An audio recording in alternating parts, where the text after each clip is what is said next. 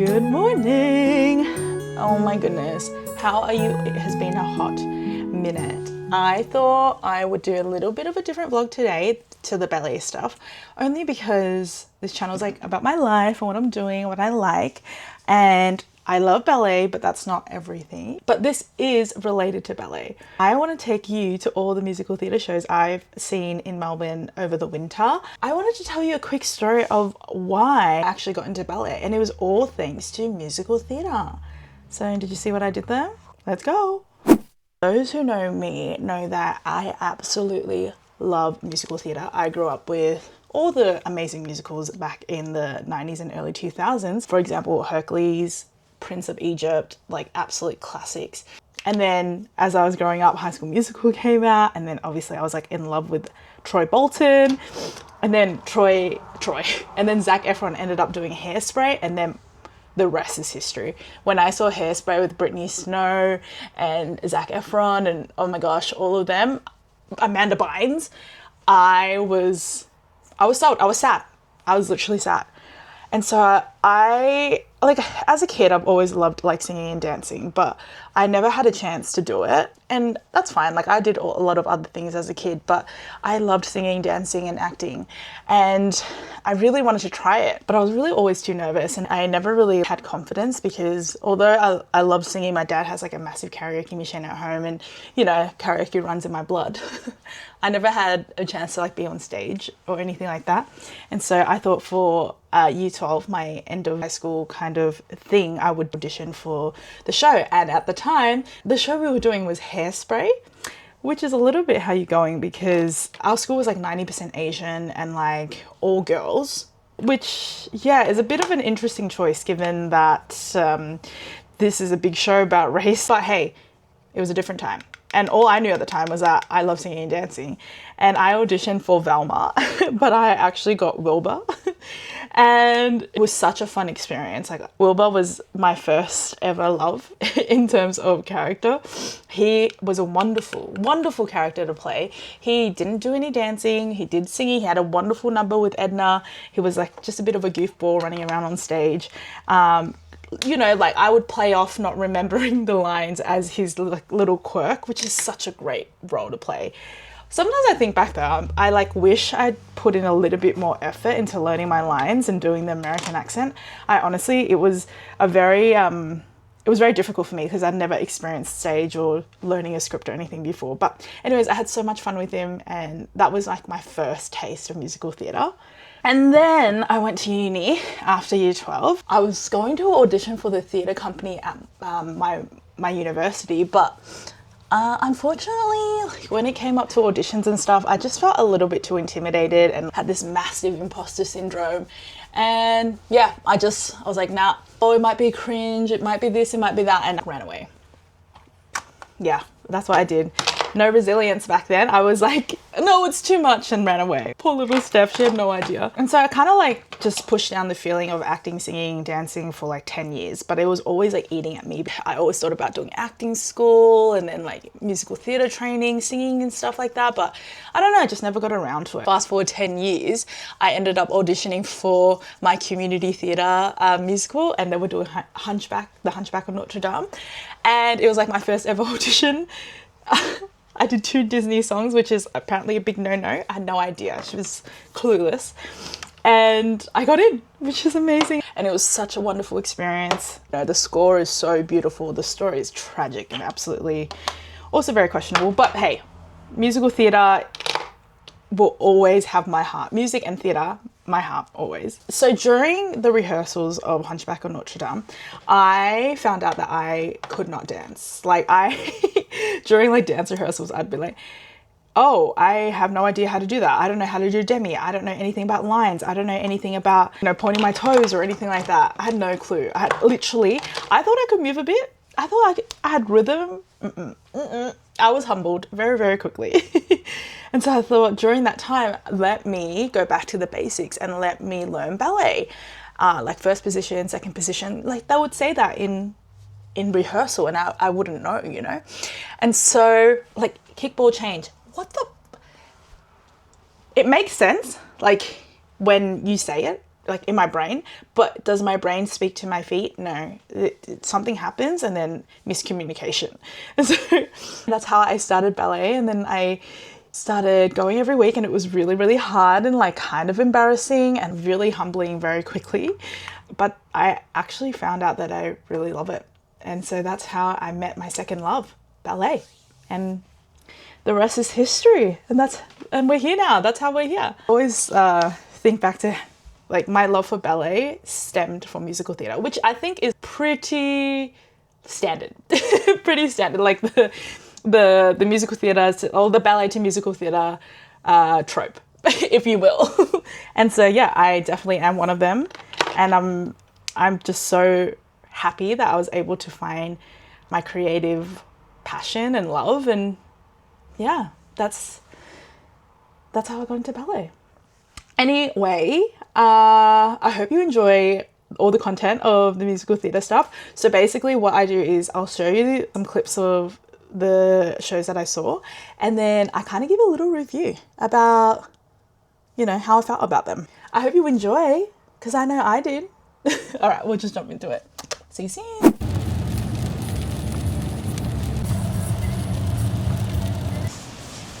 the Comedy Theatre.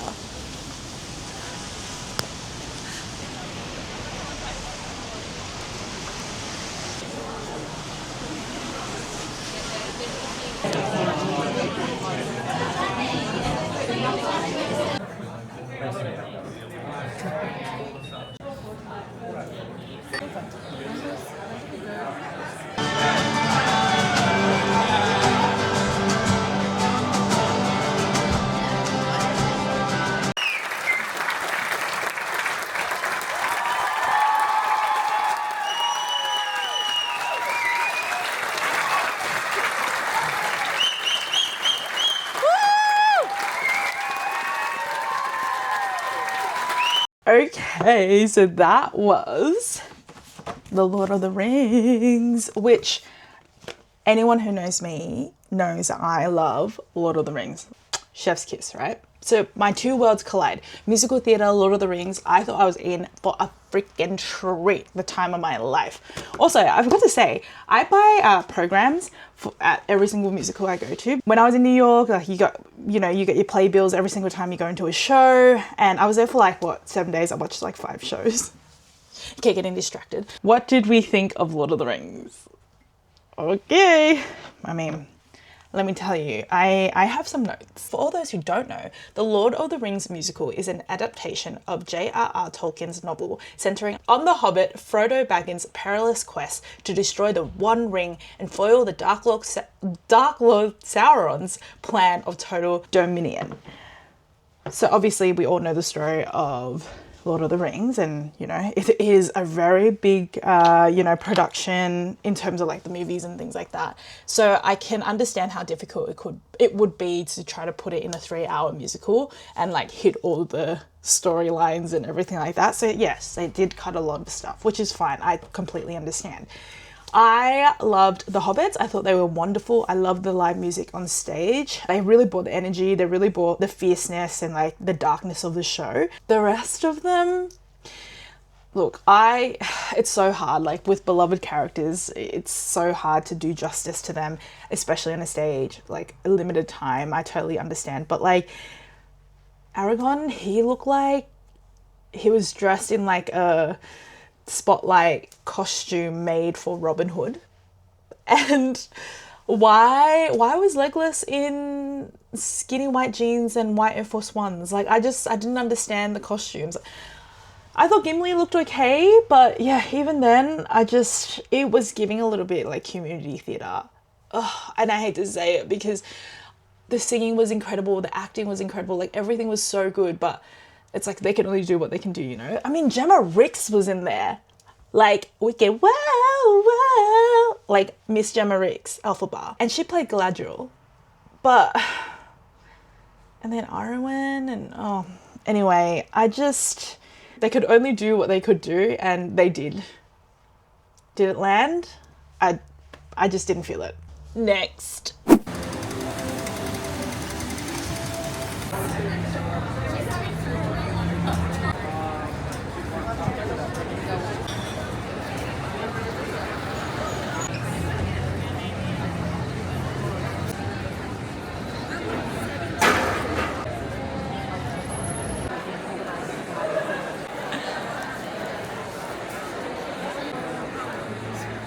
We are at Hadestown right now, and we are seeing a cover for Eurydice. Who is she?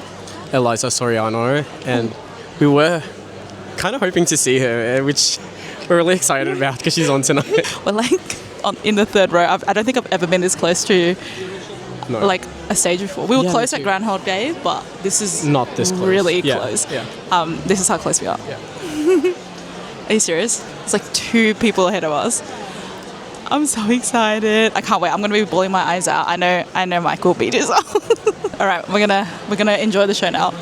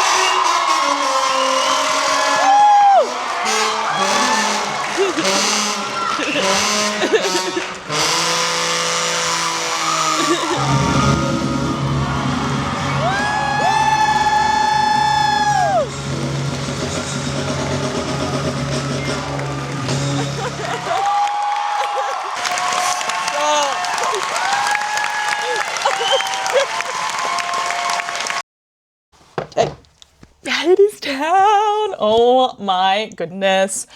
Hadestown. I watched it twice while it was here, and every single time was incredible. I saw two different Eurydices. One was Eliza and one was Afua. I think that's how you say her name. And they were chef's kiss. I'll start first before I get carried away. For all those who don't know, Hadestown tells a story about an ancient Greek myth of Orpheus and Eurydice. Eurydice is a starving young girl, goes to work in a hellish industrial version of the Greek underworld to escape poverty and the cold, and her poor singer-songwriter lover Orpheus comes to save her. Okay, first of all, who doesn't love a Greek tragedy? Oh, my heart. Every single time I see it, I'm bawling my eyes out, even though I know exactly what's going to happen. But here's the lovely program. Seen so many like different slime tutorials of like the Broadway one, the regional tour, the West End one, even the Sydney one. And I feel like every single show has its own nuances. And I love that this show just is so like relaxed that you can kind of make it into your own. I know like a lot of musical theatre is very like strict and classical, and like you got to stick to the script and like exactly how it's meant to be done. But I feel like with shows like this, like newer shows like this, it feels so fresh because they can make it their own. For example, in the Melbourne one, the one that I saw, Christina New has like moments of her like native language in there, which is awesome. And I've seen in the past on the Broadway shows, depending on the Eurydice's background, like if they're Latina or like Thai or like even like the West End one, like Indonesian, they say a couple or they say one line in their native language, which is so freaking cool. I've seen so many slime tutorials of like, I'm coming, wait for me. That part, right? Like the most famous part of the show. And Eliza did an opt-up in my show. And you know I die for an opt-up. Absolutely incredible. And I know Orpheus does opt-ups as well. Noah Mullis, I think his name is. I also saw him in Rent and he was amazing. But yeah, just freaking blew me away. When I saw Eliza as Eurydice, which was my first Eurydice, she played Eurydice so like determined and strong, kind of like jaded, but like afraid and vulnerable. Like, you know, she mixed those lines so well. And when I saw Afua play, oh my God, she was like hopeful. It was so soft and gentle, but also like very like determined as well, but like much more vulnerable, much more hopeful than Eliza. And I love their interpretations of Eurydice. Like it just blows me away how you interpret a character with the same lines on the same page. This show, I have to say like a 10 out of 10. Costumes, like this New Orleans-y, jazzy vibe, really like the brass. The music is just so uplifting. It is absolutely incredible. And like I said, who doesn't love a Greek tragedy? I know I do. Okay, next.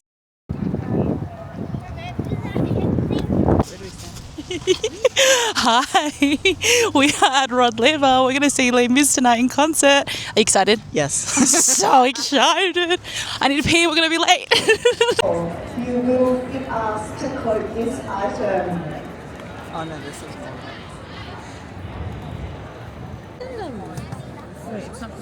No, sorry. Sorry for speaking. I think I might. Am I meant to? What am I meant to do? It's not?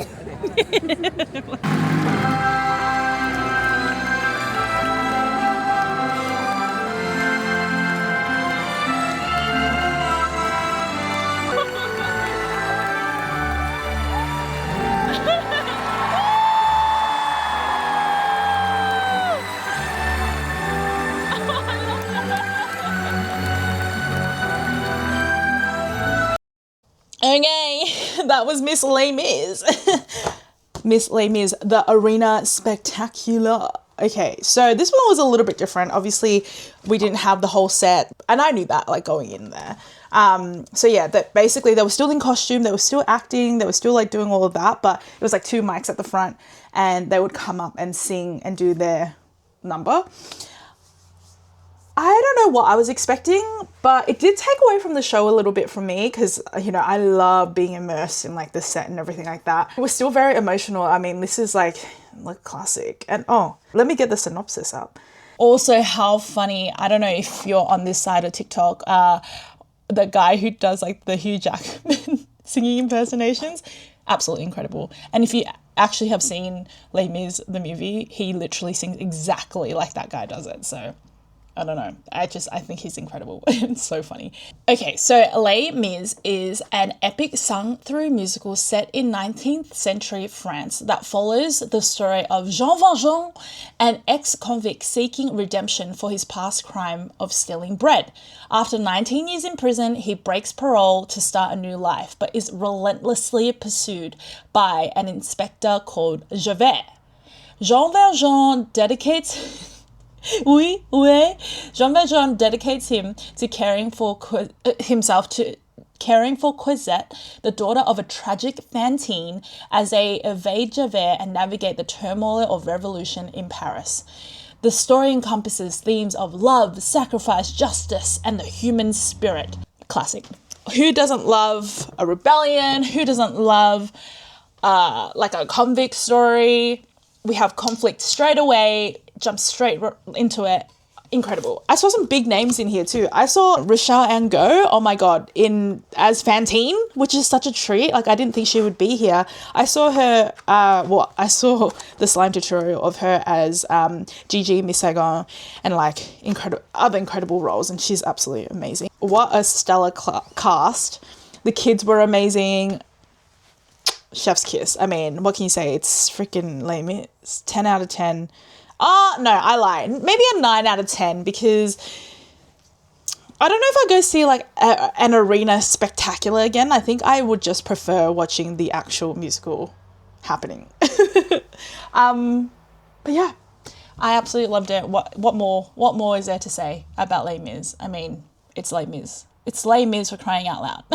Okay, well, that is the end of the vlog. Wow, what a journey, and I hope you enjoyed. And you know, I always love seeing snippets of the show, especially after bows or during bows, because I don't know, that's like my favorite part. I get so emotional when I see them. Like I'm like holding back tears, because they're living their dreams, and like they're so proud of themselves, and they're always like, you know, they're like, thank you, and then they take a bow, and like, oh, it gets me so emotional. But I hope you enjoy. Let me know your thoughts if you've seen any of these. I can speak about these musicals for days, you know. Well, maybe not. No, I was going to say maybe not Lord of the Rings, but no, I can speak about Lord of the Rings. So, let me know your thoughts. I hope you enjoy. If you follow me on Instagram, you would know that I've been doing cooking school, and it's kicking my ass, and I'm having lots of fun, learning a lot, but it is very difficult. So there's a plug to follow my Instagram. Give us a follow, chuck us a follow. I will potentially be putting up a cooking vlog very soon, like come to school with me kind of vibe. Some ballet stuff's coming, and then more day in my life and all of that. But yeah, thanks so much, and I'll see you soon. Bye.